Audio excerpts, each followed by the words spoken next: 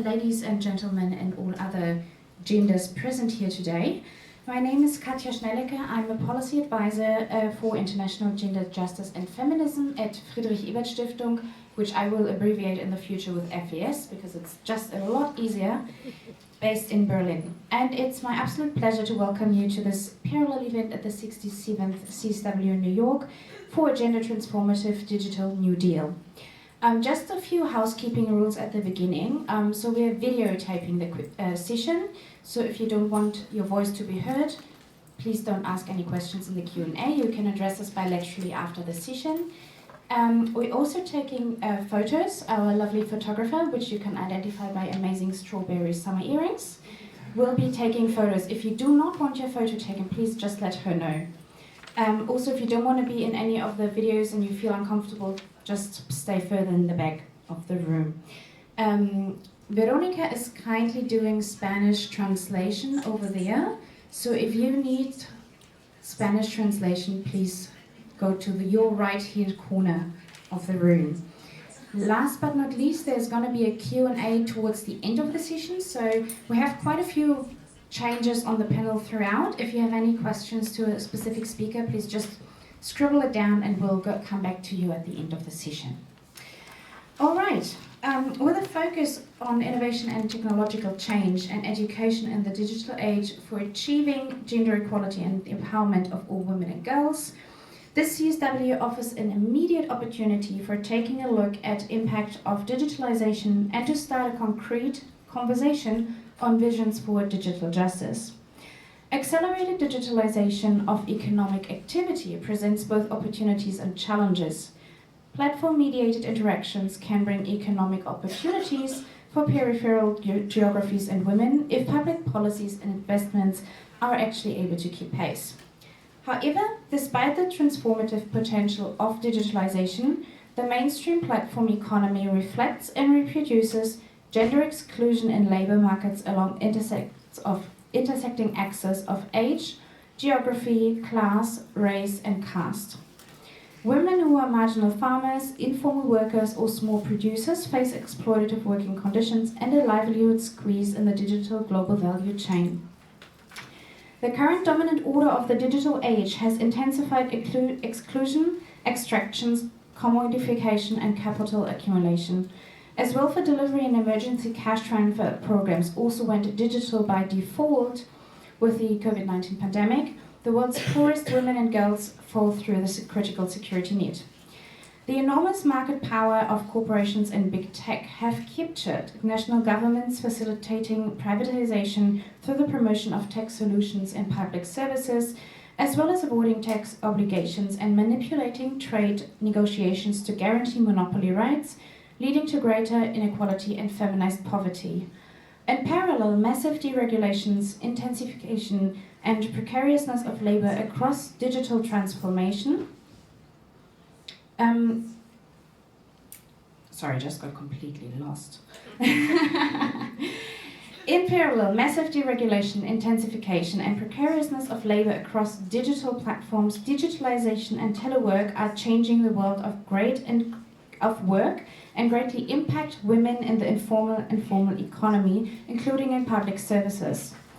Although the AI revolution does bring exciting prospects to revolutionize production system, the fastest growing and highest paid jobs in the emerging AI economy are characterized by a wide gender gap. Low-wage work, historically dominated by women, is also most susceptible to technological displacement in the digital revolution. AI and algorithmic pro-profit use also push for the commodification of women's sexual and reproductive health through increased digital monitoring and surveillance that datafies women and girls and undermines their human rights. Last but not least, technologically mediated violence also intensified in the post-pandemic period, disproportionately affecting women human rights defenders, women in politics and in the media, women workers, LGBTIQ+ women, women from the ethnic minorities and indigenous communities, and women living with disabilities, undermining their socioeconomic well-being and public participation.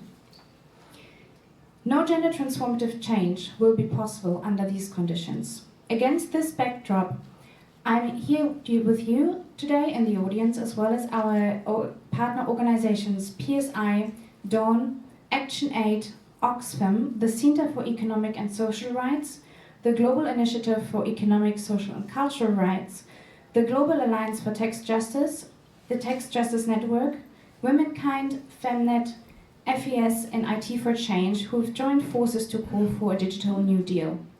We are gathering here today members of trade unions and feminist movements in a global conversation to put together a common agenda for a gender-transformative digital New Deal. We'll use the opportunity to also look at two existing initiatives. First of all, the Declaration of Feminist Digital Justice that was launched by DAWN and IT for Change earlier this week. And later on, we'll also look at the Charter of Feminist Demands for a Global Digital Compact for Gender Equality that was launched by FES and IT for Change yesterday. My colleagues have or will hand out flyers with QR codes to you for both documents, so you can check them out later. The gender digital access gap is not just the gender digital divide is not just an access gap. It is also a democratic deficit that hinders meaningful participation of women and girls in all the diversity in the emerging digital paradigm. We'll discuss and explore our common approach to framing a digital New Deal, connecting it to the Declaration of Feminist Digital Justice and the Charter of Feminist Demands for a Global Digital Compact, and visualize a joint future and common coalition working for a gender-transformative digital New Deal in order to ensure an inclusive and equitable digital future for all. I want to use this opportunity really quickly to thank Veronica from PSI and Rosa for having me here and asking me to moderate today's session. It's an absolute pleasure. And I also want to thank all allies, movements, and unions for joining and engaging in this discussion today. Before we start, I'd also invite you to accompany the session on social media using the hashtags Digital New Deal, Gender-Transformative, Feminist Digital Justice, and CSW 67. Sorry. Now it's time for you, Rosa. I do not think that you actually need a vast introduction because everyone knows you. You are the General Secretary of the Global Union Federation, Public Services International since 2012. And in 2016, you're also nominated as Commissioner at the UN Secretary General's High-Level Commission on Health Employment and Economic Growth, representing the trade union movement, health workers, and public services. Thank you so much for being here today, and we're looking forward to your remarks. Thank you, Tanya. Thanks to all of you, particularly to all our partners with whom we have been working hard to promote this initiative. And that helped us to accompany the work that we are doing during this UNCSW. Some of you may have heard me on Monday when we had the launch of the declaration. I'm not an expert on digital issues, but I'm a trade unionist, and I've been able to monitor, to look at the situation in these past years when the digital transformation, the digital transition started to take place and take place heavily in the world of work. Well, it was, of course, it could have been, of course, an opportunity to reduce the workload on individuals and particularly on women. It could have been an opportunity to reduce the working hours for all. It could have been an opportunity to reshape the idea of work, including the fact that our communities have to deal with the digital transition, with artificial intelligence, helping people to live a more sustainable life, and including also the fact that working to protect the environment is not something different, and artificial intelligence and digital transition could help in that direction as well. Tanya already mentioned many of the issues that are related to this situation. And what we saw in the reality is that if not nothing, very little of this happened in the past year. And our concerns is that the more we go ahead with the digital transformation, the more we will see a restriction of workers and human rights. There are several reasons for this. I would try, in a nutshell, I would say, to highlight what I see as the main problems. I think that the main problem is the system of global governance that we have. And I think that experiencing this UN-CSW, we can agree that the current UN governance system is not up to the challenges that we have. And it's not up to keep the promise of its foundation principles. The penetration of multinational corporates within the governing system, the governance system broadly at global level is influencing deeply the decision of governments, but even the decision at global level. And it's not a mystery for anyone that more and more we see that the projects that are going to be developed by the different agencies of the UN are responding to the vested interests of corporates rather than to the interests of people they should serve. The second aspect is that this penetration of the financial capital, the neoliberal system, the financialization of the economy is pushing more and more to have, to insist on the extractive economy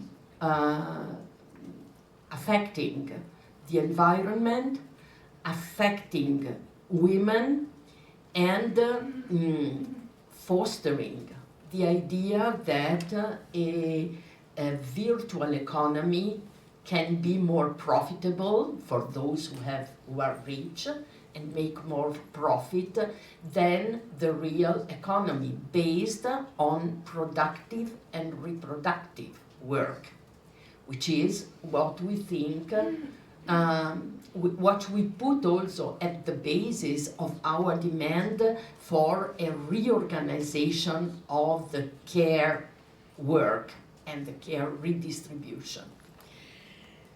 And finally, I think that the experience that we had during the COVID pandemic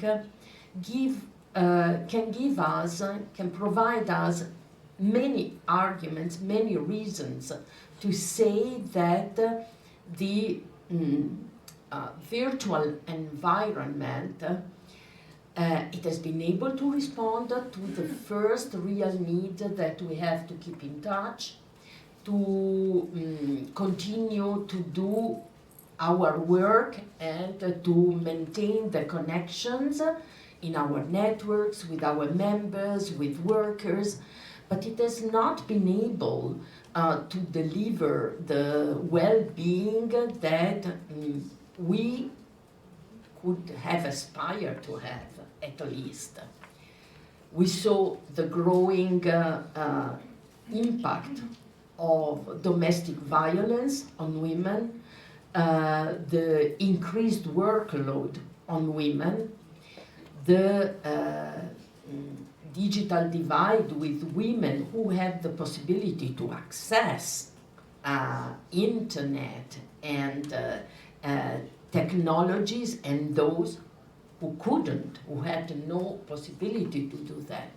And I would like to add another aspect that, I don't know if this is just my perception or if something that really happened, But during the 3 years of virtual meeting we had with all the UN agencies, I'm thinking to the UNCSW now, but I'm thinking also to the ILO conference, to the WHO General Assembly, to the WTO negotiation and General Assembly as well, where we saw the IOM, the Migration Forum, where we saw a real restriction of the democratic space, where NGOs, yes, we were allowed to participate, but we have never been allowed to have a look at the list of the participants, because that was close to the UN official participants. We have never been able to have a voice and really interact with the global governance, which means that there's been a reduction in our possibility to democratically influence the decision of these bodies. This is why I think that talking about a digital transformative New Deal is something that we really need to do, and we need to do as a collective effort. Because if we are not able now to change the status quo and to give a push to an alternative development of the digital community, and I'm not talking, because I'm sure somebody else will do, about not only the protection of data, but the ownership of data and the know-how of public administration and governments that we need to continue to keep in public hands, we are going to shape a future that will be for the richest, for the wealthiest, that will not bring justice and equity, and that will affect women more than ever. So I leave to the more experts to introduce the different aspects. Thank you very much.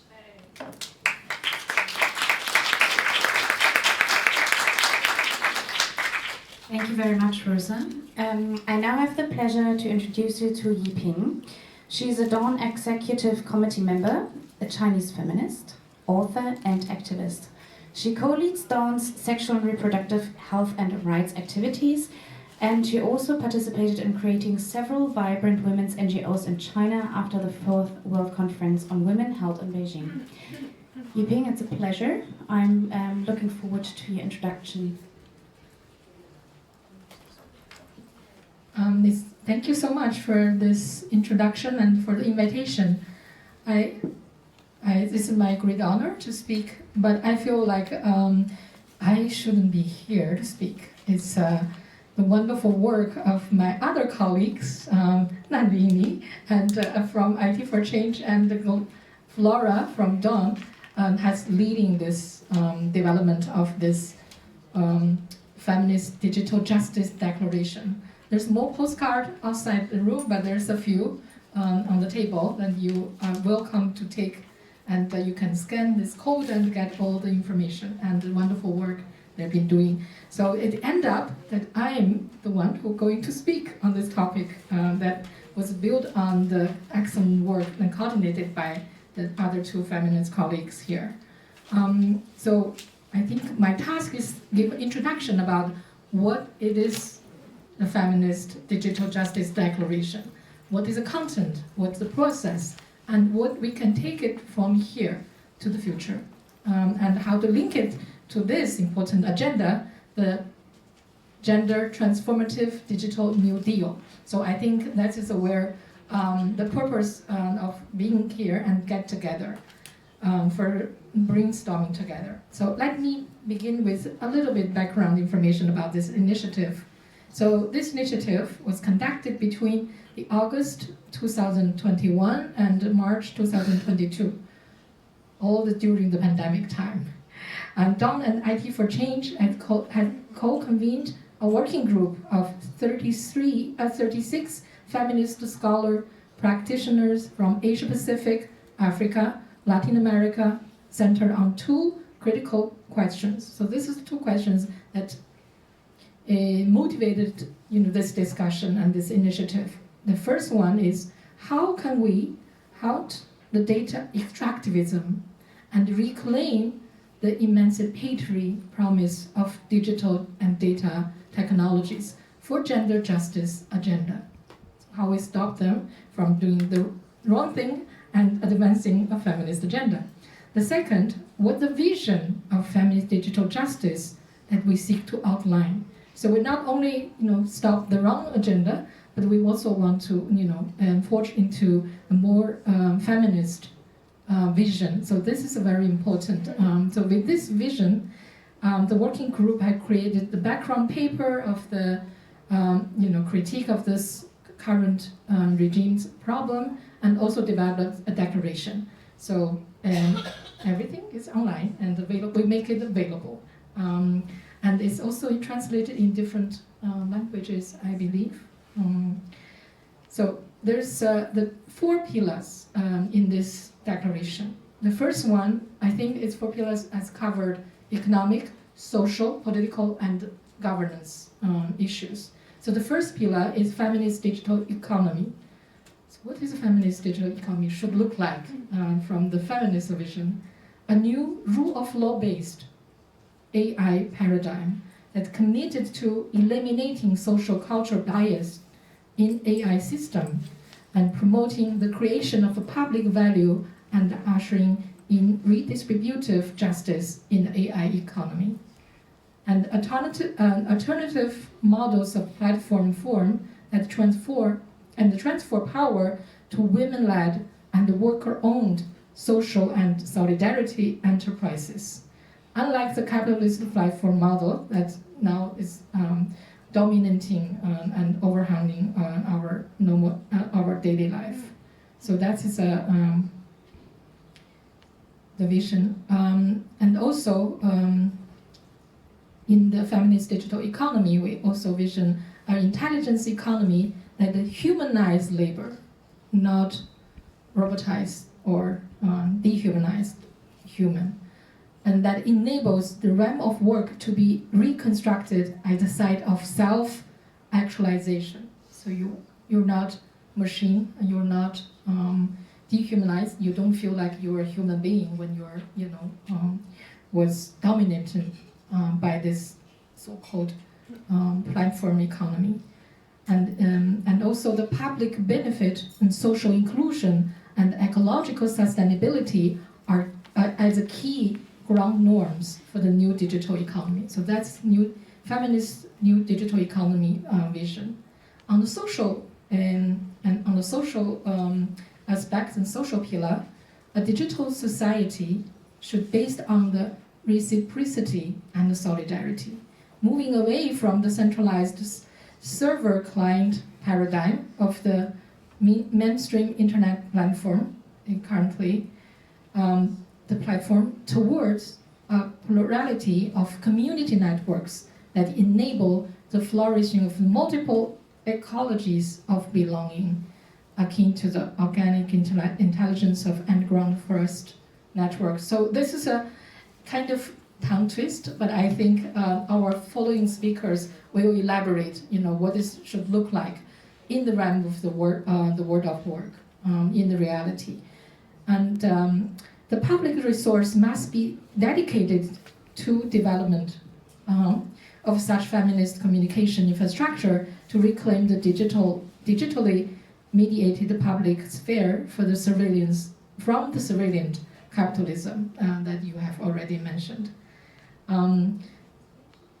So this digital in society, grounded in the feminist social contract, I think it will emphasize this should be a public common and public good, not private owned. It should be in the institution that safeguards for the sustainable equality and no form of sexual and reproductive surveillance against any group of individuals by the state. and universal social security system should be put into place. And we already have technology can work for that purpose, but actually they were working against this purpose. So lastly, the feminist paradigm for digital governance. I think Rosa has covered how important the governance issue. Without this issue put on the high top of the agenda, all the other issues cannot be achieved. So we need the data sovereignty as a constitute of the right to development and the feminist digital constitutionalism. So that is so that's just by concluding. I think how we begin. If we are looking forward to a rights-based framework, and that extend the rights with justice, where we should begin, and for the next step to further the declaration, the principle that's outlined in declaration. I think we should begin with establish a solid ground of the framework that combine the equality, justice, and accountability. So I think the first battle is how for this transformative digital New Deal is how we how we get back this narrative. The narrative that the civilian state has promoted is that they try to sell into us that the people need to give up or compromise their rights for the safety. So you give all this information, the facial recognition, so that we can protect you, then you'll be safe. You reduce the crime, etc. So that's the language that the state has promoted and try to sell, and the corporate sector trying to brainwash us with their narrative, and we should give up our privacy for convenience, for the services, for the pleasures. So what's the feminist narrative in this digital New Deal? I think we should think about what is the principles that we should put forward. I think that's what the question I want to put on table. I think how we combine the rights, the human rights, accountability, the sovereignty, autonomy, and the justice. So that's the beginning. Thank you.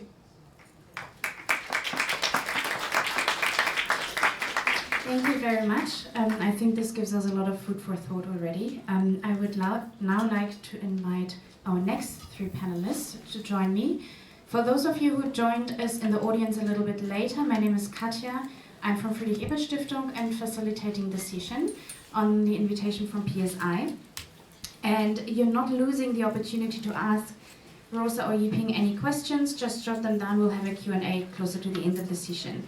Also to let you know, if you came later, we're having a photographer, so if you don't like your photos to be taken, just let her know that you don't want to be in any pictures.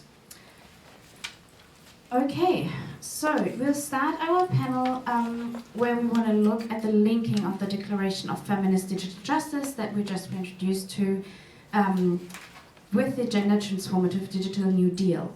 So what are the next steps? What are the concepts that we're looking at? And I'm joined here firstly in the middle by Meghna Abraham. She is the Executive Director for the Center of Economic and Social Rights, and she is a proven and respected human rights leader. From the Global South, has a 20-year track record of developing successful research, campaigns, and advocacy to tackle major economic and social rights issues. And I'm also told you have a passion for challenging inequality, environmental change, and corporate abuses of human rights. I'm very interested to hear more from your work and how this connects both to the declaration and also the suggestion of a gender-transformative digital New Deal. You have 3 minutes, and we're looking forward.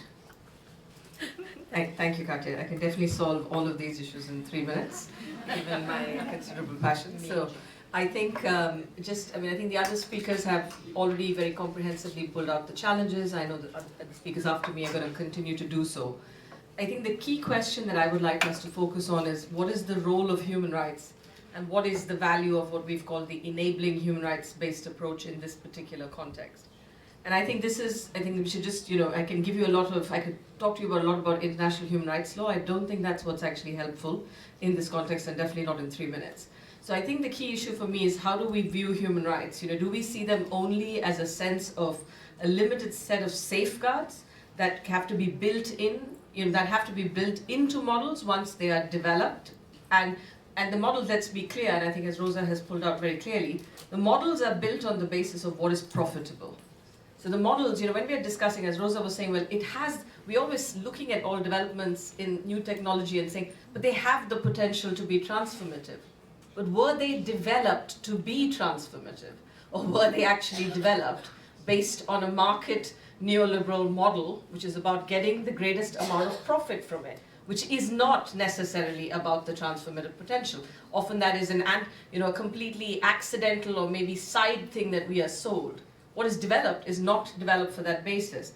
And I think the question, therefore, I think the key question, which I know most human rights people would be hesitant to ask, but is the key question really, if we look at, so all of these issues we talked about, we know that on education right now, there is a whole generation of girls who are completely lost. I'm from India. It's anybody who thinks that we're getting that generation of girls back after COVID because of the impact of the digital divide, we are kidding ourselves. Yeah, we know that social security systems are being regulated by, and often on a discriminatory basis, access to technology, sometimes deliberate, sometimes because of the inequitable access to technology. So we look at all of these issues, and we have to ask ourselves, that key question here, do we come at it and we say, oh please, when you're a private school provider and you're providing digital technology, let's build in a little bit of safeguard, let's have a little bit of accessibility and affordability, and so we throw a bit more money and you'd have some poor children come in. Or do we question the fundamental model itself? And that goes to whether certain technology and models should be allowed at all without thinking through these aspects from the beginning. And what is scary about this is, I know digital is new to all of us, but this issue is not news to all of us. We're sitting right now in this place, New York, 1907, Bakelite, the first form of plastic, was commercially produced and marketed. At that point, there was absolutely no thought put into the disposal of plastic, or whether it was even possible. So now we are fighting for a plastics treaty to deal with the consequences of plastics. And we're talking about the same thing with digital, we'll be talking about the same thing with killer robots, and we're going to be talking about the same thing with carbon dioxide removal technologies, which are going to have devastating impacts in the global south. So this is the question for me. What is the fundamental objective of digital technologies? Is it development? Is it gender equality? Is it equitable access? If that's not the objective, then everything else that we're looking at with the Global Digital Compact or any of these formats is not serving the purpose that we want. And I think that is the key here. Who benefits, both in terms of access to the technology and from the revenues? And I know my colleague Liz Nelson is going to pick up taxes, and that's a key issue right now in the context of all the crisis that we are facing. Who has the right to tax digital revenues? Who controls the technology? How do they further the rights and interests of women, especially those facing multiple forms of discrimination and marginalization? Now, I think we could, since our time has been cut, I won't get into detail. Obviously, obligations of international cooperation and assistance are key, and they have to be translated in this context very specifically. They must be looking, I can go to a number of examples, maybe perhaps in questions, but what we must focus on here is the redistributive potential of human rights. And I think this is the key issue. The role of the state in determining how technologies are developed and used, whether they're being used to actually rebuild the social organization of care and to reduce the deeply gendered burden of unpaid care, how revenues from technologies are distributed through taxation in particular, and the responsibility of the state to be in the driving and regulatory seat, not just deferring to the market power. So I would just say this is, I think, just one key thing to say, because I know there's a lot of hope in the UN treaty system, and I'll finish with that, Katya, is I've spent a lot of my career fighting for due diligence. I know it's a very useful standard. I'm unfortunately also forced to say it is not enough. The corporate model keeps evolving beyond whatever safeguards we put into place. So I would just say to all of us, practically, the issue that before us is a strategic one. We can take the fight to the model, or we can choose to believe that it is not sustainable to fight the model and then just try building in safeguards. obviously, so the Center for Economic Social Culture, Center for Economic and Social Rights, I can't even say my own organization's name so quickly, but it's all about the rights-based economy. But whatever you call it, I think this is the big choice to make when we're discussing this issue.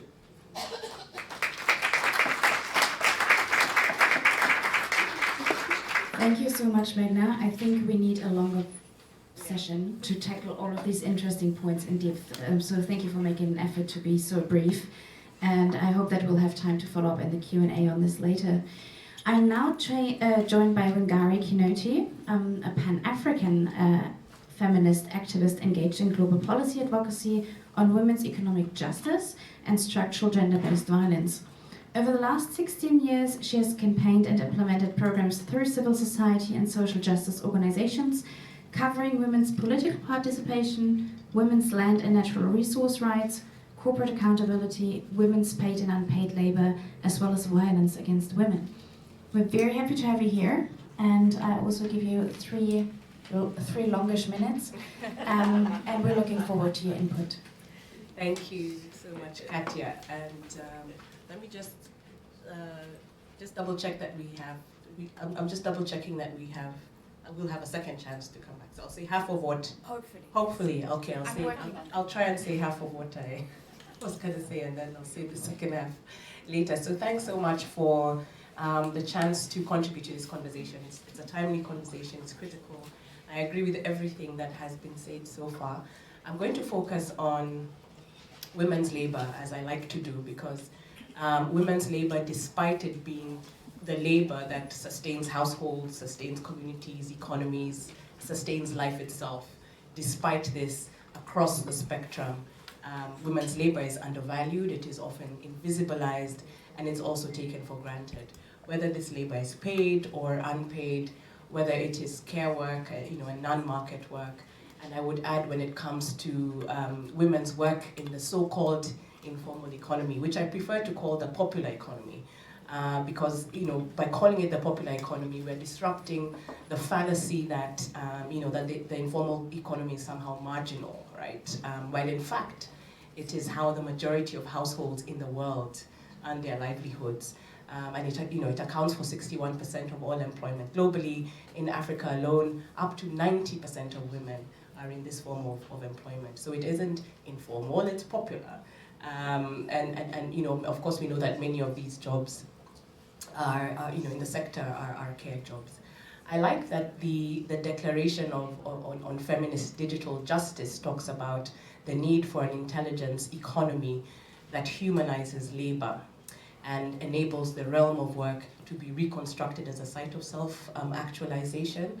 The platform, that platform architectures must be appropriated to create and nurture societies in which the labor of human subsistence and social reproduction is not subsumed in the logic of capital. This is extracted directly from the text of the declaration.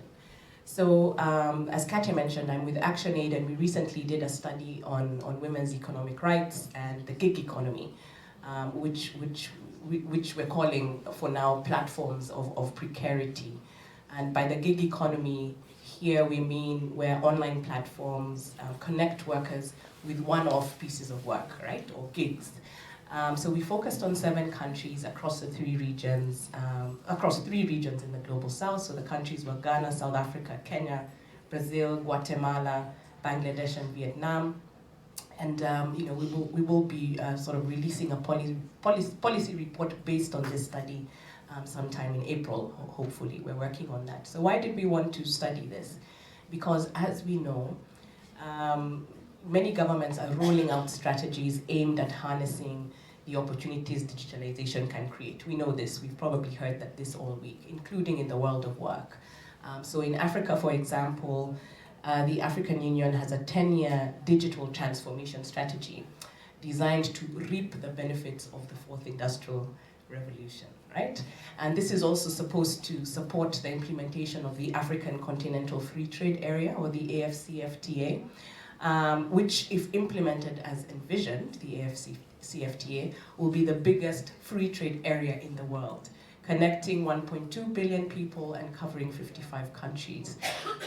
We do know the gendered impacts of trade liberalization, and folks like the NAWI AfriFem Macroeconomics Collective and others are doing some really important feminist analysis of the AFCFTA, which is good to look at. And of course, we're not, that's not the sort of the subject of our conversation today. But yes, governments across the globe are focused on harnessing technology and digitalization. I've used the Africa example, but the same is true, you know, in Asia, in Central and South America, and really everywhere else. So anyway, the fourth industrial revolution, which was coined by the founder of the World Economic Forum, which some may describe as an undemocratic global bastion of neoliberal ideology. I didn't say it, some may. So the fourth industrial revolution is really being driven by the rise of the digital economy. And as we have probably been hearing through the week, the digital economy is indeed growing exponentially. I won't go into the numbers because Katya is looking at me. So in summary, okay, so we do this study, we're looking at the digital economy, which includes the platform economy or gig economy, right? So what do we find very much in summary? What did our study find? One, first of all, women are reporting positive impacts. We expect that, right? So I didn't have work before, I now have work, I have an increase in my income, so on and so forth. There's training, I have an increased sense of professionalism, etc, etc. However, and this is true, I'm really rushing here, the broader picture is much less positive, right? So the reported benefits are undermined by the reality of working conditions that are characterized by precarity, low and unpredictable pay, long hours, limited access to social protection, denial of rights to unionize, exposure to violence and harassment, lack of corporate accountability, so on and so forth. I mean, we're looking at a situation where labor platforms classify workers as independent contractors, right, or partners, which basically allows you to circumvent, minimum wage or other statutory obligations, including social protection. So in other words, and this is three, what is happening is that the gender, class, and race-based exploitation women face in the traditional world of work is basically being replicated in the gig economy, with and accompanied by new forms of discrimination and corporate control. So also jumping a lot of other stuff.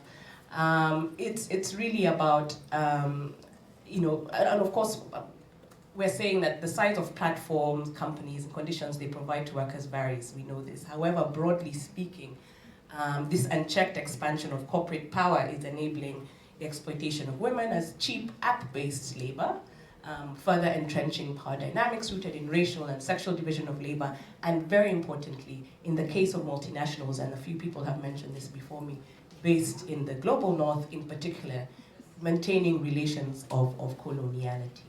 I will stop now. I really do hope to come back because I have more to say, but thank you.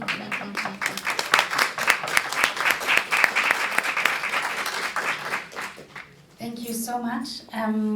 Now we're moving on to my colleague on my right-hand side, Amina Hersey. She's the head of Gender Rights and Justice for OXFAM International, a global network which fights inequality to end poverty and injustice. Amina is a gender justice and human rights practitioner who specializes in changing narratives and redefining security. And she also had led several international organizations, including Amnesty International, in feminist influencing, policy, advocacy, and campaigning. Amina, also 3 minutes for you. I will try. Good afternoon, everybody. I want to start my intervention by sharing an example from my country. I come from Kenya, and a few years ago, our previous government announced that they would be delivering 1.3 million laptops to school-going children. The project would cost about 600 million, and that was the entirety of the educational strategy and budget. To prioritize transforming the educational system to e-teaching and e-learning is what they said. All this comes against the backdrop of really poorly funded schools, where many do not have desks, books, sometimes even classrooms, but also very poorly paid teachers on really bad salaries and a shortage of teachers in general. This program was piloted and rolled out in partnership with private sector, and at the time there were no policies to address support to teachers, parents, and children on how to utilize laptops, but also whether in the classroom, but also at home. I share this example because technology and digital integration must be never just a tick box exercise. And it shouldn't be the preferred solution as well to facing societal issues and the lack of services and infrastructure. We see over the world, over and over again, this happening. So the same was witnessed during the pandemic, where vaccine access was available. However, you had to register through a portal to actually get it. And that means most of the people who are living within the margins of society, so refugees, people who do not have documentation, people in rural areas, no one, poor people who do not have access to phones or laptops to actually sign in or how to sign in, were left without access to the vaccines. And this has to do a lot with austerity measures. And this is part of the intervention that I want to give. The interlinks between austerity and digital rights.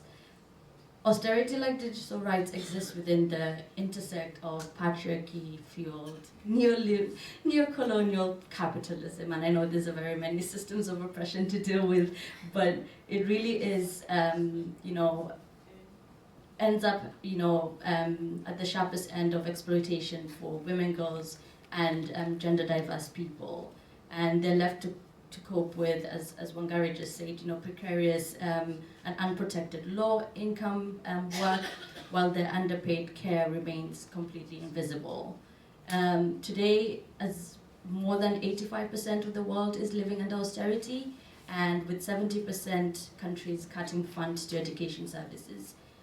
That means access to education for women and girls is devastated by lack of public funding. Any discussion about integration of technology should not be without discussing cuts to public services and the girls who are and will remain out of school if education bill was not reduced or eliminated. This is on top of the existing risks that are associated with the use of technology, including online violence, abuse, and the lack of digital protection for the girls and women, and which further locks them out to their rights to education.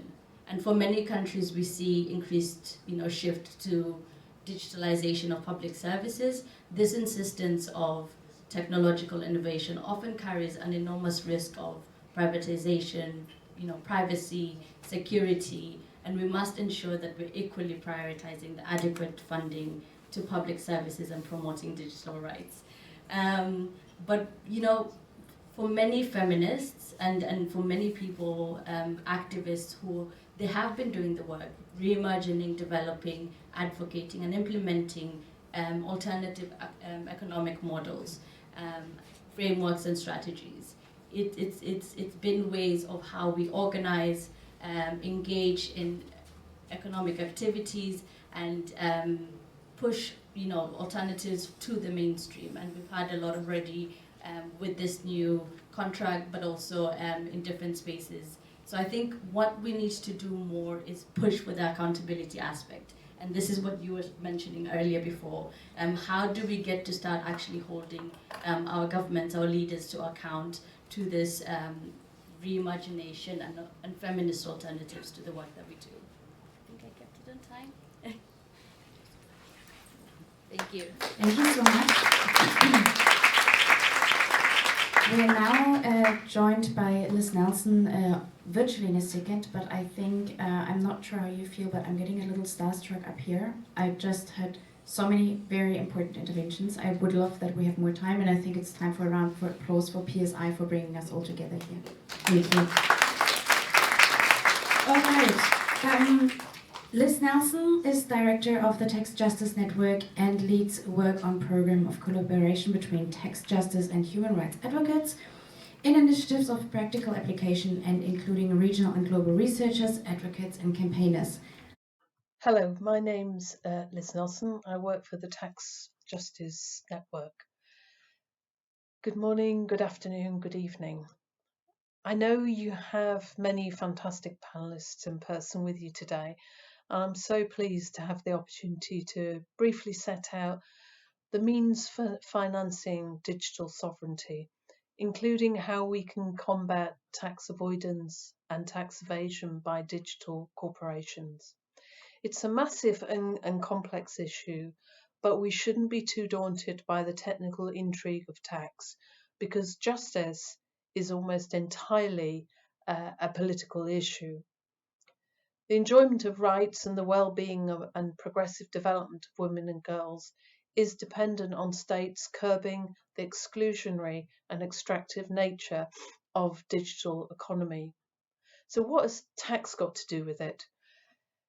The extractivist model that motivated formal empire also has laid the basis for the digital sector to continue extraction unabated.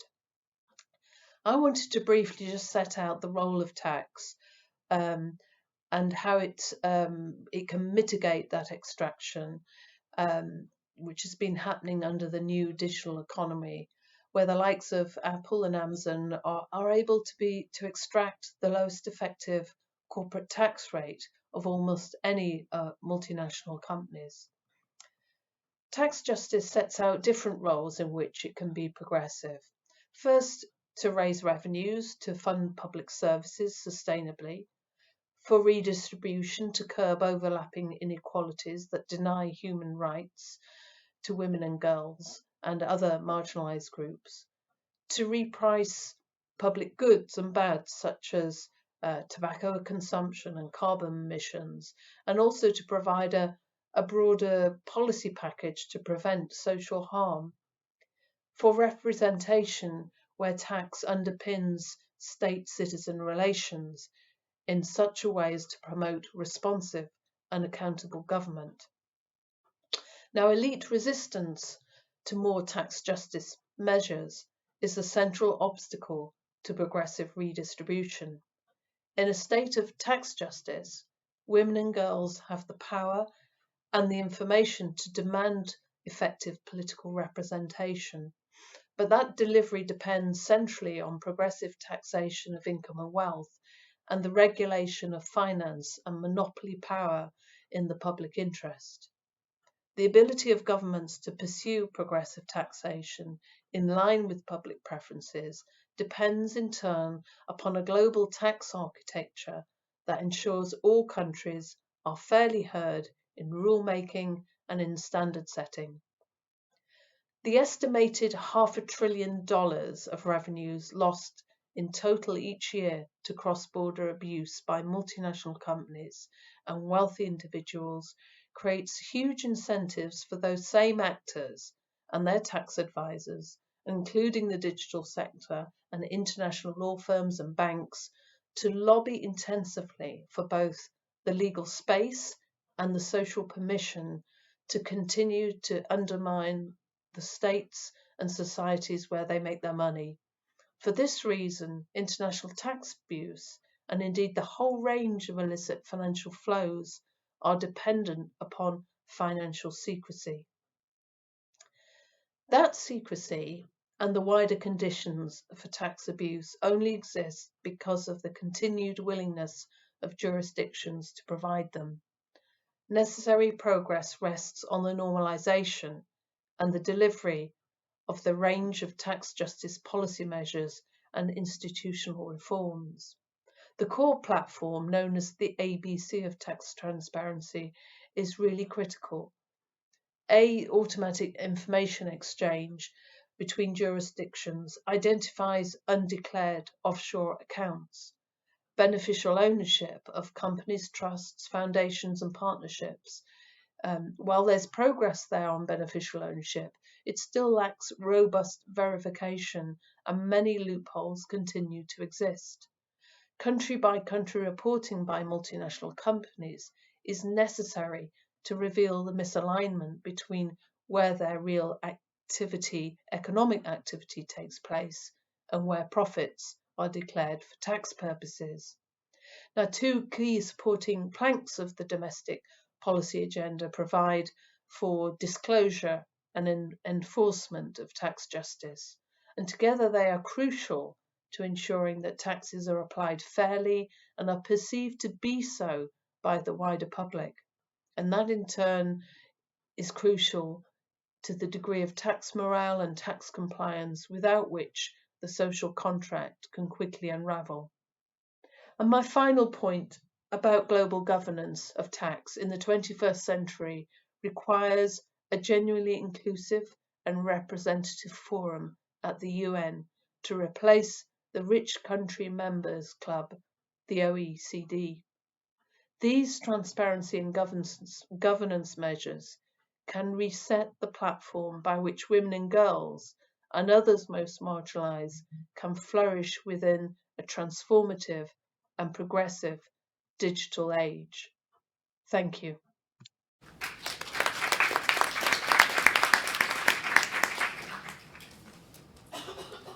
I would now like to invite Nandini and Kelsey to join the panel, and we'll follow up in the Q&A section with another round.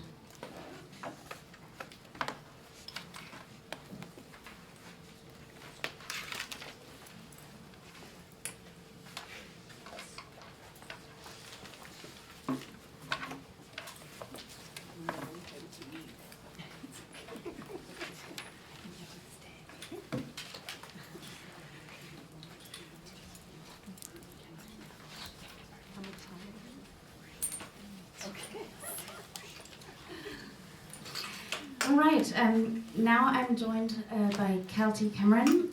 She's International Solidarity Staff Person at CUPE International, Canada's largest trade union. She has a Master's of Social Work from Carleton University in Ottawa and has been a community and international solidarity activist for almost 2 decades. Kelty spent several years organizing with the Immigrant Workers Centre in Montreal. Kelty, welcome. And like everyone else, you unfortunately only have 3 minutes, please. That's fair. Not fair, but fair. Okay, thank you. Thank you for the introduction and to all of the impressive list of organizers that were read out earlier. That was nice to hear. And also, I want to give a shout out to all my trade union sisters who are in the room. I think there's a lot of you here. From the ITC Education International, of course PSI, the Canadian sisters, and sisters from all over the world. The comments I'm making, I only have 3 minutes, so I'm going to talk fast, but I am, even if I had an hour, I'd be scratching the surface. So I am hoping that others in the room will be able to fill in the blanks, fill the gaps with information, and also disagree with me if you like. That would be fine too. You know, the essence of the, you know, first the declaration I think is really great. It's a really great analytical tool and a really perfect blueprint for our collective action. You know, the essence of the digital transformation is power. And who are the owners, who own the platforms, the algorithms, the data, the surveillance equipment, and who doesn't, who's benefiting, who's not. And when we think about the role of trade unions, the reason we exist, the heart of what we do is to shift the balance of power in our society between workers, between capital, workers and capital, and in the interest of the most marginalized, the ones that are most affected by this digital transformation and the imposition of digitization on our lives. In terms of a common approach for trade unions, which was part of the question that was asked, I think there's 3 fundamentals, which I don't think anyone will disagree with in the room, and that's the need for the public ownership. Access is not enough. It's ownership that is the goal. The centrality of the state, and that's regulation of the corporate sector, but in some cases it's to take over the corporate sector. So take the place of the corporate sector. And then the other is genuine democracy and what that looks like. One of the unique tools of the trade union movement and trade unions is our collective bargaining agreements. And that tool and the process of collective bargaining negotiating can anticipate and mitigate the impact of digital technology on workers and women, and by extension, the public. So we have specific issues, specific areas of work that are affected that by extension affect people in our communities, healthcare tracking systems, utilities, water management, smart cities, education sector, e-government, and all that entails. Collective agreements can safeguard principles that are in legislation, but they can also serve as normative standards where legislation is lacking, and that's part of the cumulative impact of individual agreements. Employers are increasingly automating, imposing algorithmic systems to hire, fire, manage, monitor, discipline workers without their knowledge. And of course, it's the women, most marginalized workers that are most affected by that.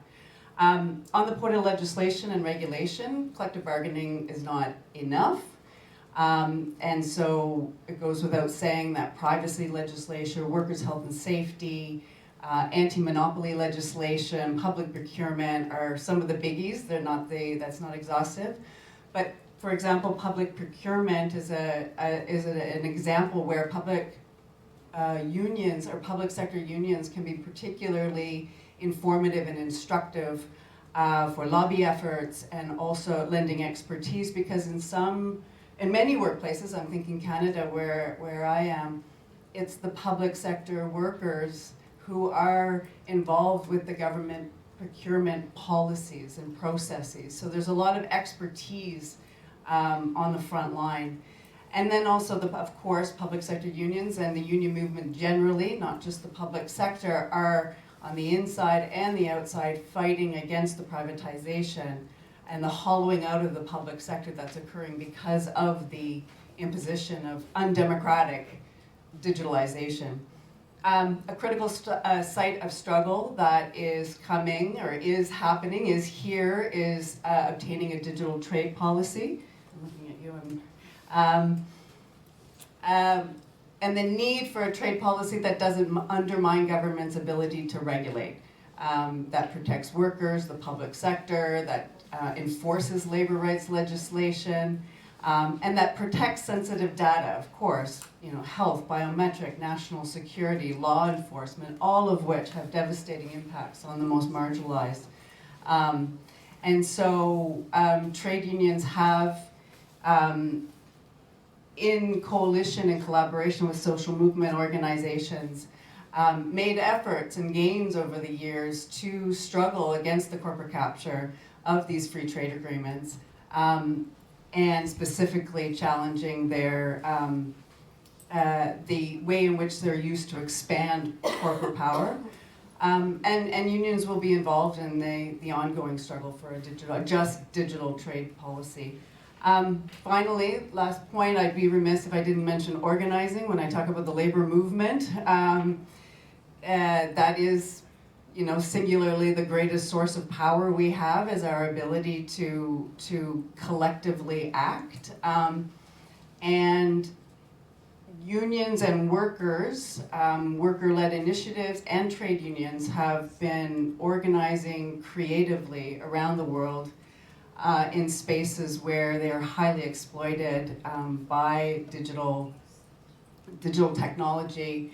And we're seeing, the gig economy, outsourced home-based workers. I'm sure there's others that can speak to this meaningfully, who are organizing, and that's ultimately how the balance of power will be shifted in our favor, and that will be that will determine our capacity to transform the digital economy in our favor. So I will leave it there. There's other examples that I would love to hear about and say more about, but I'll just stop there for now.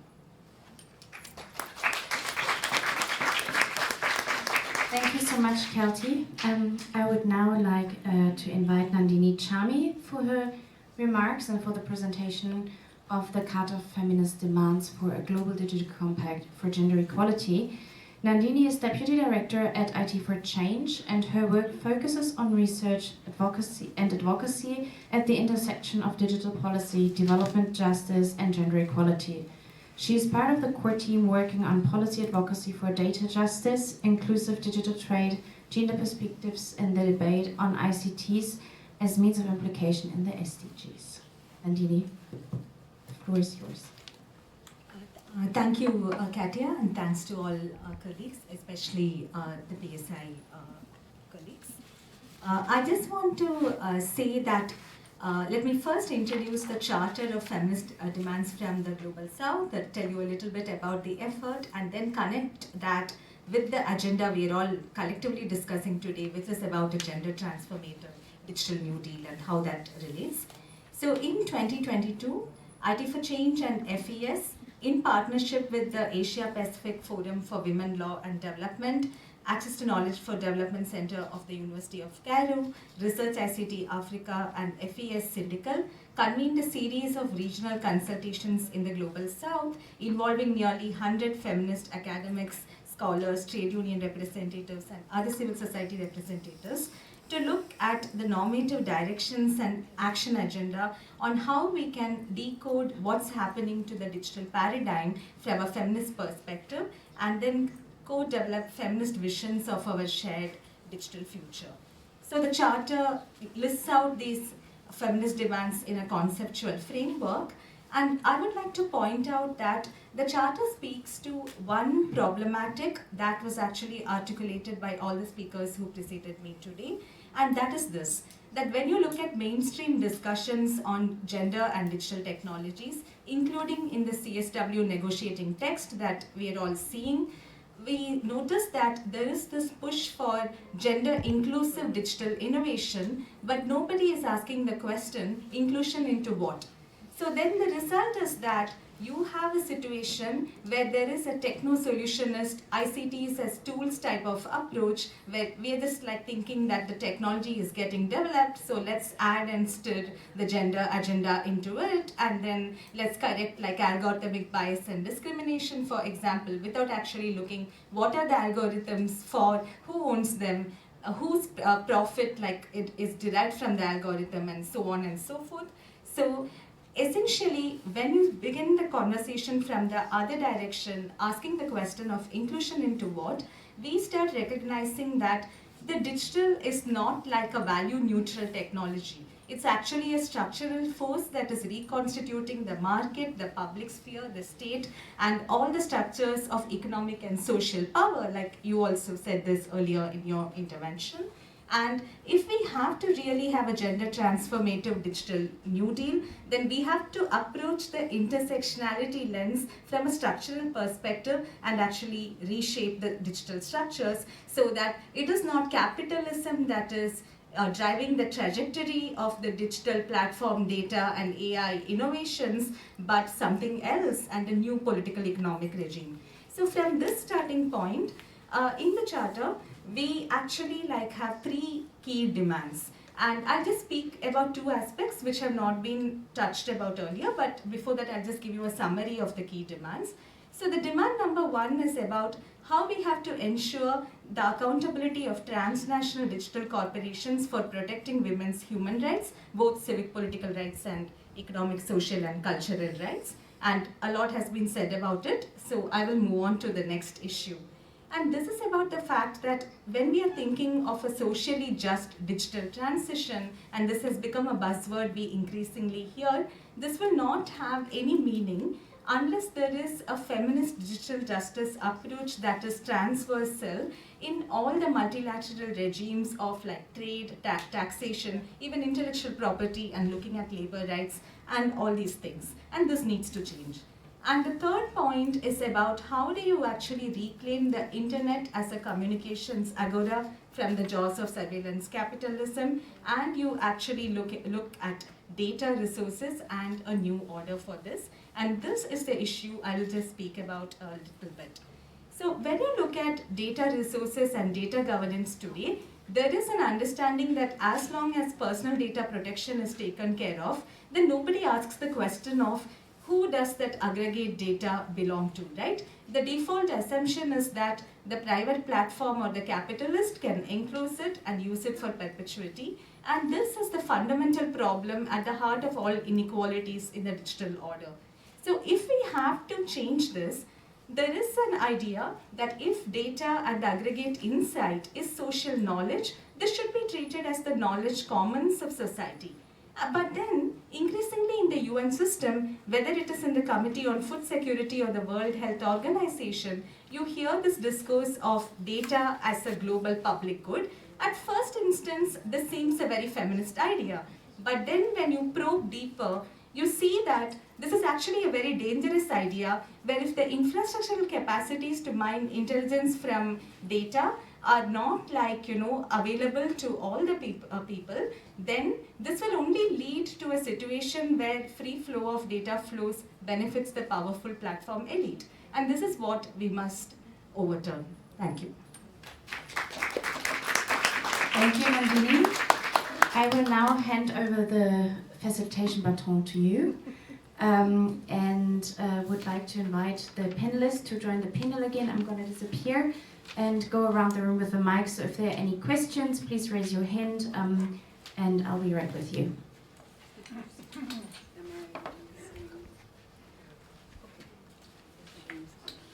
Okay. Trying not to be awkward in this transition. Okay, so we have about 15 minutes for open discussion, Q&A, and maybe we can hear a little bit more from our speakers.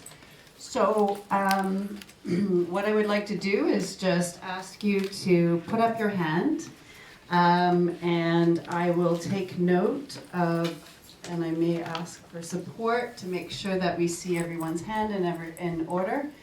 And I would ask that when you make your remarks, maybe just quickly introduce yourself, the organization, if you have one, and also to keep your comments brief, not because we don't want to hear from you, but because we want to make sure that we hear from as many people in the room as possible. So I may ask you to wrap up your comments, but please know that that's not because we don't want to hear what you have to say. So I see 1, 2, 3, 4. So Janea in the back, if we could go first, and then the sister beside her, and I see you there too.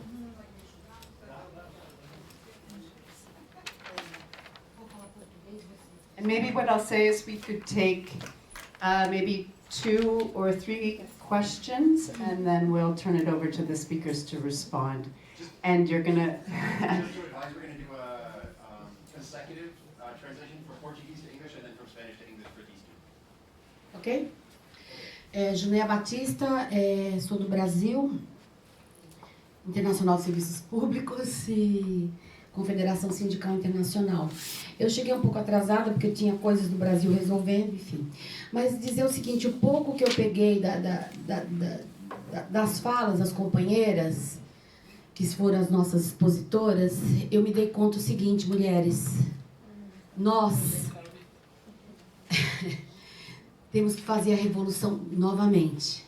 Não podemos esperar que eles venham nos vender como a carne mais barata do mercado. E se nós formos mulheres negras, seremos ainda mais escravizadas. Então, o momento é agora. Acho que essa conferência é muito importante para que acenda o sinal de que o mundo digital não pode nos aprisionar, não pode nos escravizar. Então, eu acho que a gente tem uma grande oportunidade, essas 2 semanas, eu vou embora amanhã, mas essa semana foi super importante para que nós, militantes, sindicais, feministas, movimentos mistos, tomemos consciência, voltemos para os nossos países e vamos organizar as nossas mulheres. Era mais essa sensação que eu tinha, eu precisava compartilhar isso com vocês, que é uma coisa de toda semana que eu passei aqui. Obrigada. Deu, né? Thank you very much. My name is Junéia Batista from Brazil. I am part of the Public Services International delegation and also with TUCA, the Trade Union Confederation of the Americas. I'll just note as well that Junéia and our other 2 sisters that are here present in the room from Brazil are also members of the Brazilian government delegation, and so will be participating in the negotiations all of next week. So Junéia is saying that she apologized for coming late. We've been with the negotiating internally in the Brazilian government delegation this whole week. She said that us, women, we need to promote and provoke a revolution. that we can't wait that the same people that are trying to sell us and our rights as the cheapest meat available on the market resolve this problem for us. There's a particular dimension about race that we need to keep at the forefront that Junea is bringing up. She said that this week has been really fantastic and an important conversation in getting all of us who are fighters in our own countries to focus on digitalization and the impacts of digitalization and how we can intervene strategically and collectively to regulate and improve conditions for us, that we all go back to our home countries more motivated to fight and to organize the sisters in our own countries. And that's the work that all of us have to commit to doing once we return home after this great week together.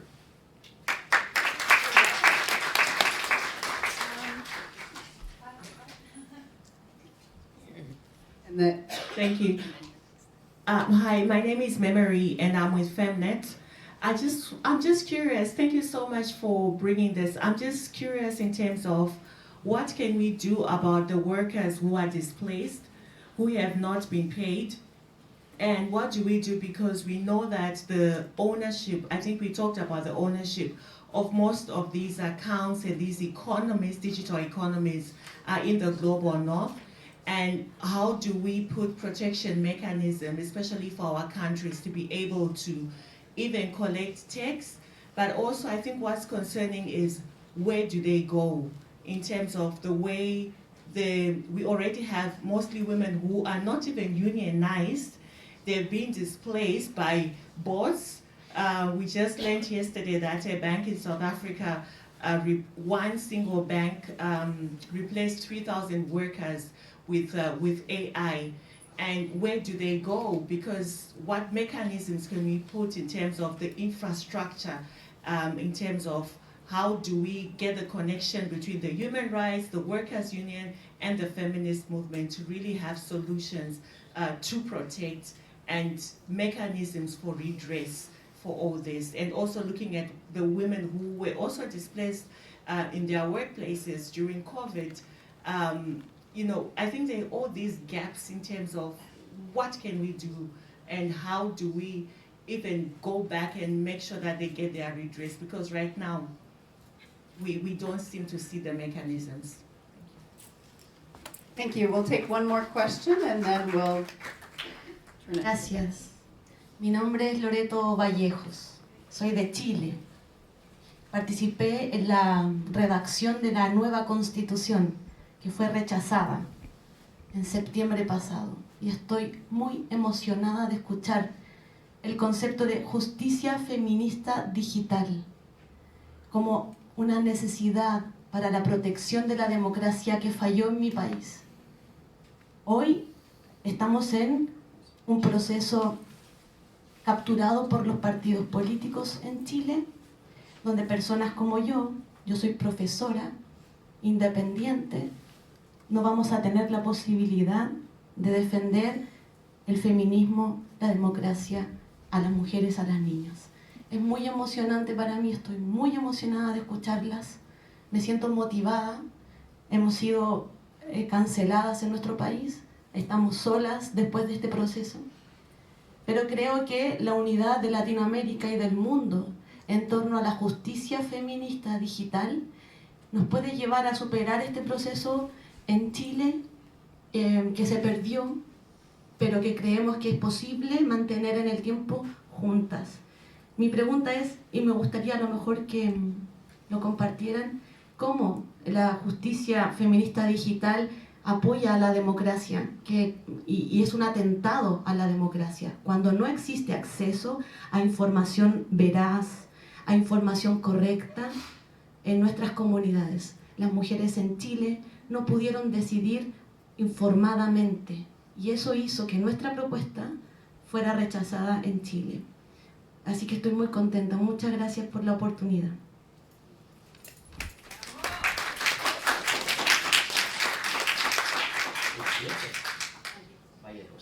My name is Loreta Vallejos from Chile.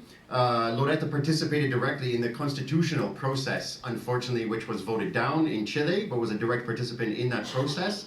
She said that she's really moved emotionally to hear so many people talking about a feminine digital justice that this is really important and that she agrees that this is really a priority. She's talking about the process in Chile. The political process is being captured by political parties, and that's some of the reasons that we see these kinds of losses, like in the example of the constitutional process. Loretta is a professor and she's independent, and so she said it's very difficult to collectively defend democracy and the importance of democracy. That she feels a little bit isolated in Chile, but is really moved and excited by the strength of the discussion, the quality of the discussion around feminist digital justice, and that despite this feeling of isolation and this capturing of the political processes by parties, that it's possible for us to build and to stay together. And so finally highlighting the question at the end from Loretta is, how can we defend democracy when women and girls don't have digital access to accurate information? She said it's impossible to win without having a real access, and so we need to focus on that. And thank you very much. Okay, thank you. I'm going to turn it over to the speakers. Could we just see a show of hands? I know I have there's a sister here, and there's someone that had their hand up. Okay, so there's 2 here, 3. All right, so we'll turn it to the panelists to talk about the need for revolution. The question about what can we do about displaced workers, unpaid workers, non-unionized workers, what kind of mechanisms are needed nationally, and then also the final question, how can we defend democracy when women and girls don't have access to technology? I will address the question on revolution. No, but I just want to say, and first of all, thank you to everyone for the remarks and questions, especially the sister from Chile. We were in Chile in December for the really important gathering, historic gathering called Our Future is Public, where where we're really defending public services, and this is really part of the conversation that we're having today.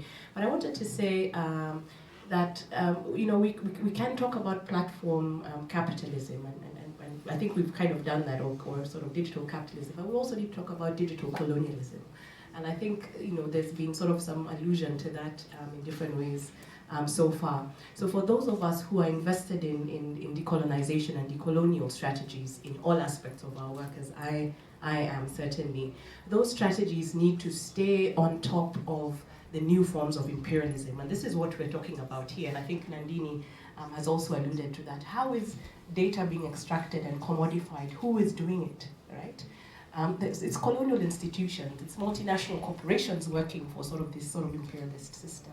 How is this different from the historical colonial processes of domination, of extraction, of exploitation, and of oppression? And what are the implications for social justice, right? So whereas we could sort of organize through trade unions, there are a lot of trade union people here today, and consumer movements against capitalist sort of exploitation of labor in this digital age, who do we organize against? Who do we not negotiate with, right? Where do we do it? Some scholars and activists have described sort of the big tech companies as the 21st century equivalent of the 19th century companies that established control over parts of, different parts of different continents that were colonized on behalf of imperialist states. So, I'm from Africa, so I'll talk about sort of Imperial British East Africa, Royal Niger, German East Africa companies, right? So this is the equivalent, but also the mad rush to sort of develop digital infrastructure as equivalent to the construction of imperial railways that were constructed to aid extraction. So it's just about sort of drawing those parallels with colonialism, and I think we need to talk about that. But I think it's to say, as we're calling for the narrowing of this digital divide, right? So all this sort of talk around inclusion, or indeed narrowing the gender digital divide, we have to pause and think, what's the bigger picture here, right? To what end? In what ways might this further damage our socioeconomic and political landscapes? We have to sort of zoom out, look at everything together, organize across issues. Are we reforming? Nandini talked about adding gender and stir. Are we adding women and stir to something that's innately unjust? or. So are we reforming, or are we making a collective agreement to dismantle and to reimagine? And I think that's what I would really like to leave us with, which is that we have to reinvent ourselves free of manipulated colonial structures, colonial discourses, colonial identities. We have to employ anti-colonial, anti-racist, capitalist and feminist approaches to challenge and overturn the world order. This applies to the issue of digital technology and its ability to both empower and disempower, just as it applies to all the other social justice issues we're confronting today. Revolution.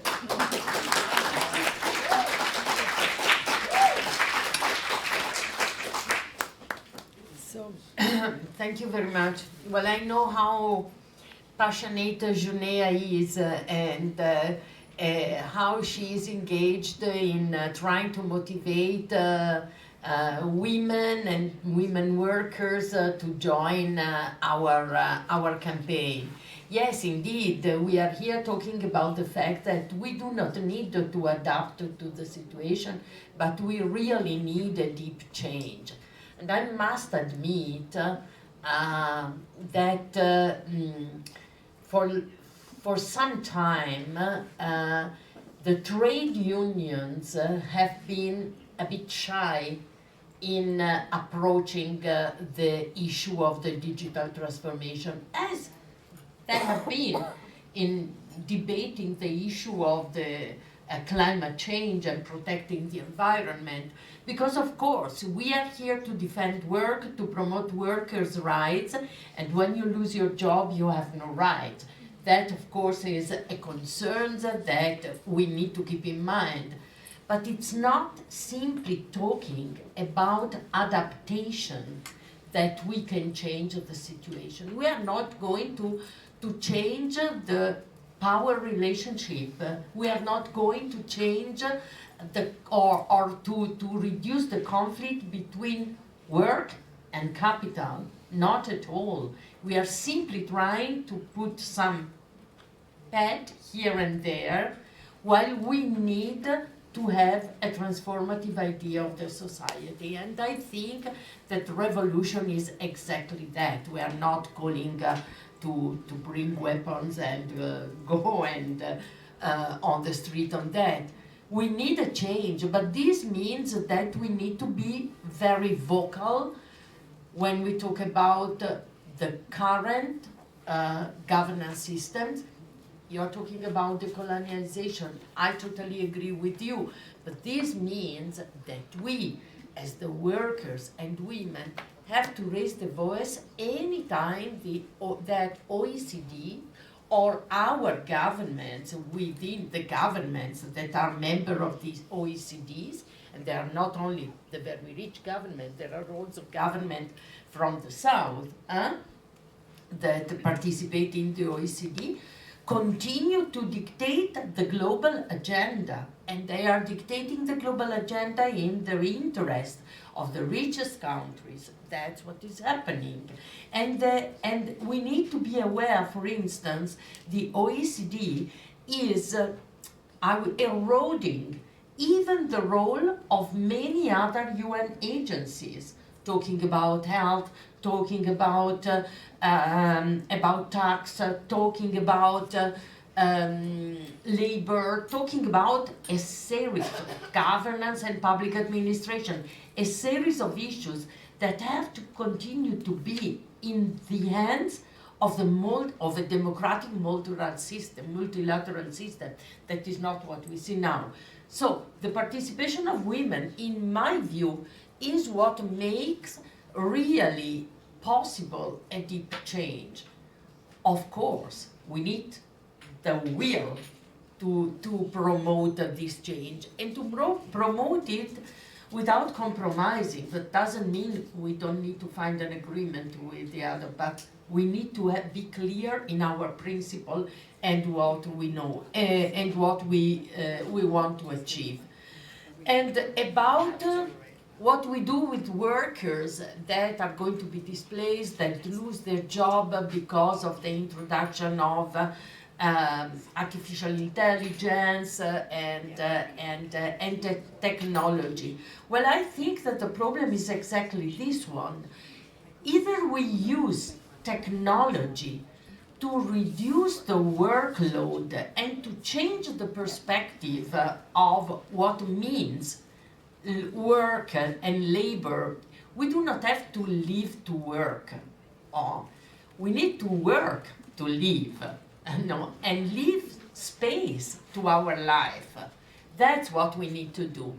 And I think this can be used, the digital transition can be used as an historical opportunity to reduce the burden on workers and on women of work, and share time, change professional perspective, change the idea of careers.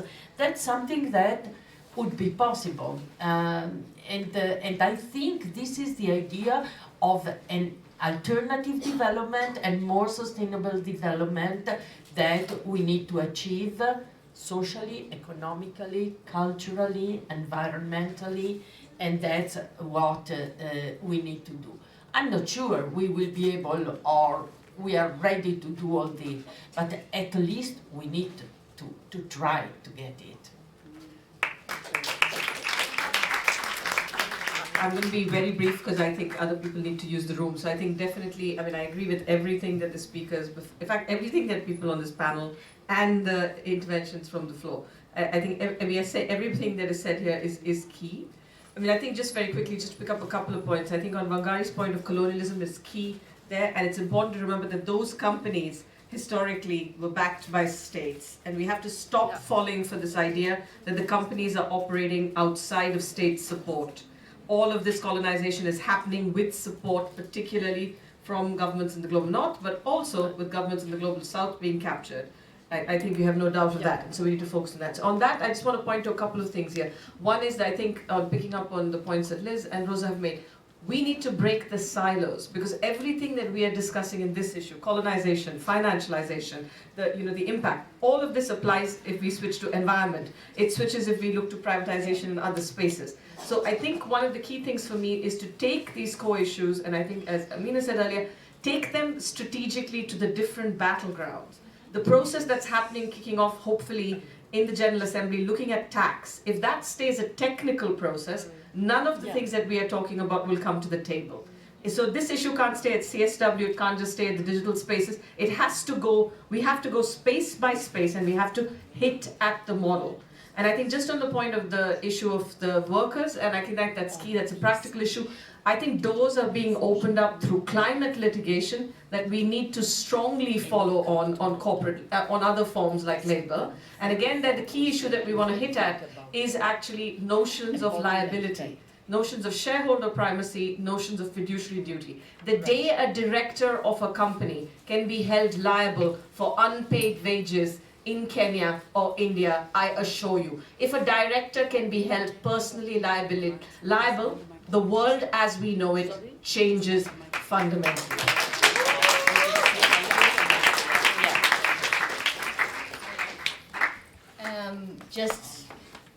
Just with time, I'm going to just say one thing that I think hasn't been mentioned, and thank you for actually saying that, because I was going to give that intervention.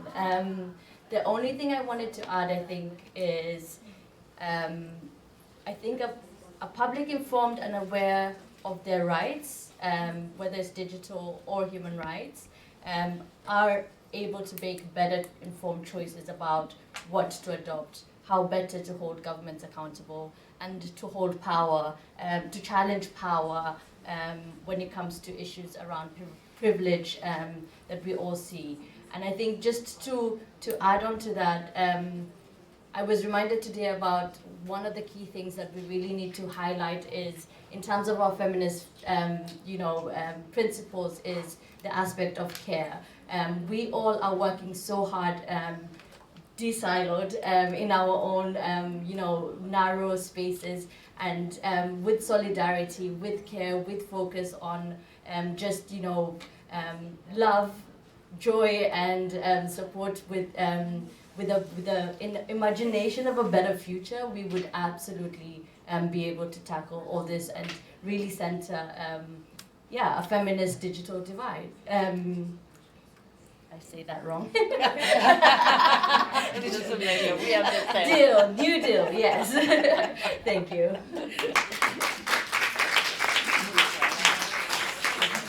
Okay, we are at time, so I want to apologize for we don't have time to I'm sorry, sister, we don't have time for many. I want to ask some practical things. Practical? Yes, two practical things. Practically, we're 6 minutes over. From Argentina, and I want to know how would we continue these debates returning home if we can organize with you some local debates in the same line and everything. And the second is with this declaration that you have written, if we can add, we can sign, or practical things. No, I have many things to speak, but I can't now, but later. Thank you for that. That was a great question, and I want to thank all of the questions we received and for the eloquent responses from our speakers. We have obviously lots more to say. I'm going to give the mic to Rosa for some concluding remarks, and maybe you can speak to that question. Yeah, I don't think that there's nothing to add to what has been said, and all my colleagues here, my sisters here have already contributed.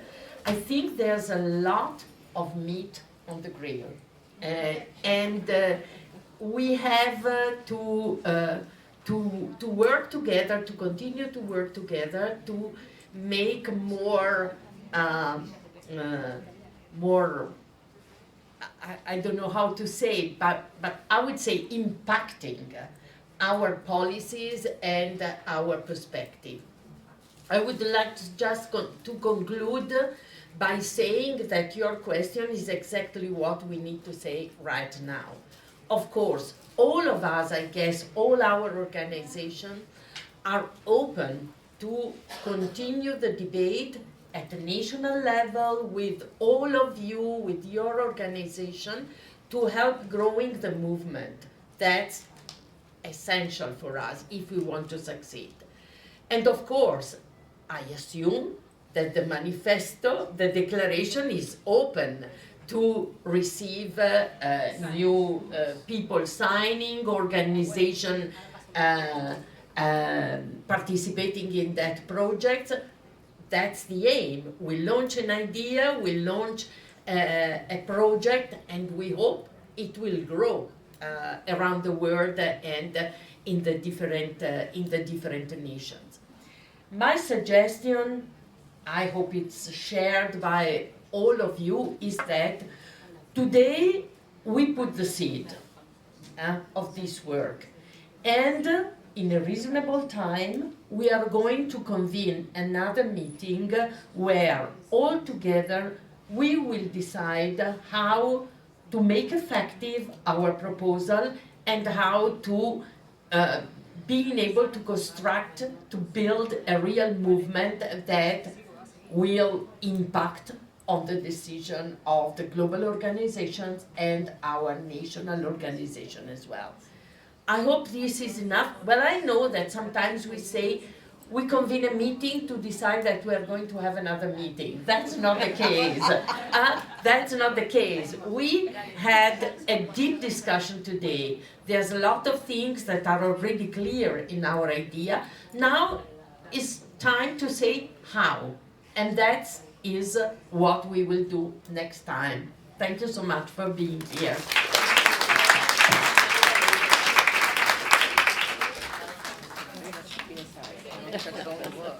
We're all showing up like yes.